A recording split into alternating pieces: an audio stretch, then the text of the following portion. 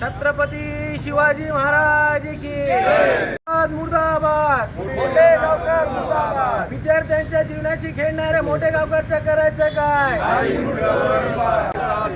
पैशासाठी विद्यार्थ्यांच्या बळी देणाऱ्या मोठे गावकरचं करायचं काय?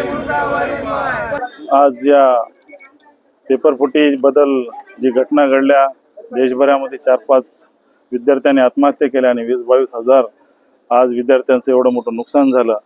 या प्रकरणाचं मी सर्वप्रथम शिवसेना जिल्हा प्रमुख युवासेना बाळू पाटील मोरे मी या सर्व प्रकरणाचा एक निषेध करण्यासाठी आम्ही इथं जमलेलो आहोत आणि आम्ही आज कलेक्टर साहेबांना भेटून RD साहेबांना भेटून आमच्या शिवसेना पक्षाच्या वतीने आम्ही एक निवेदन देऊन त्यांच्यावर कठोर कारवाई करण्याची मागणी आम्ही केलेली आहे।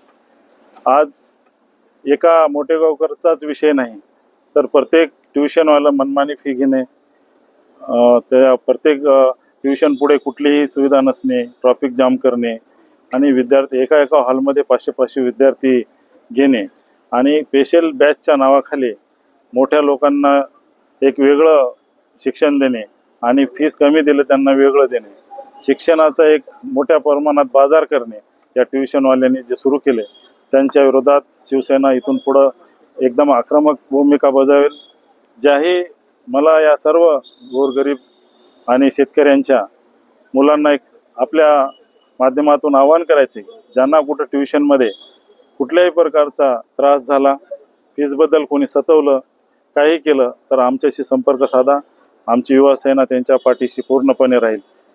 विद्यार्थी कुठल्याही या कारणावरून आत्महत्या केला नाही पाहिजे या भूमिकेच्या विरोधात आम्ही आहोत की आणि कायमस्वरूपी आम्ही विद्यार्थ्यांच्या पाठीमागे राहू।